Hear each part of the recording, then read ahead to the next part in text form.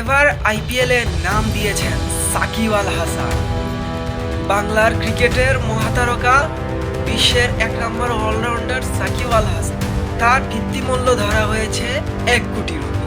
1 কোটি রুপিতে সাকিব আল হাসান নিলামে উঠবেন এবং দেখা যাক কলকাতা, সানরাইজার্স হায়দ্রাবাদ, চেন্নাই সহ কার কার সাকিবের দিকে ঝোঁক থাকে। সাকিব আল হাসান একের পর এক ফ্র্যাঞ্চাইজি লিগ খেলে বেড়াচ্ছেন। এবার বিশ্ব দরবারে সাকিব মেলে ধরবেন নিজেকে আইপিএল। ছোট থেকে বড় কোনো লিগই বাদ যায়নি সাকিব আল হাসানের।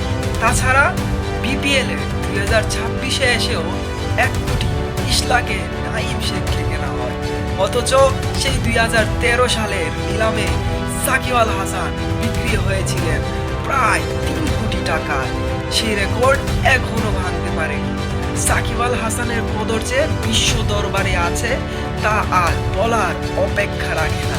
তাই তো ছোট থেকে বড় কোনো ফ্র্যাঞ্চাইজি বাদ যায়নি সাকিব আল হাসানের। এবার দেখার বিষয়, পুরো বয়সে পুরো হারের ভেলকি দেখাবেন সাকিব আল হাসান। সাকিবিয়ানদের চোখের মণি, যিনি মাঠে নামলে চোখের শান্তি। যেন লিওনেল মেসি হাঁটছেন মাঠের মধ্যে। সাকিব আল হাসান ফ্যানরা তাকে দেখার জন্যই তো হুমড়ি খেয়ে পড়ে থাকেন। এবার আইপিএলে সাকিব আল হাসান বিক্রি হবেন এবং আইপিএল খেলবেন, এটাই সমর্থকদের চাওয়া।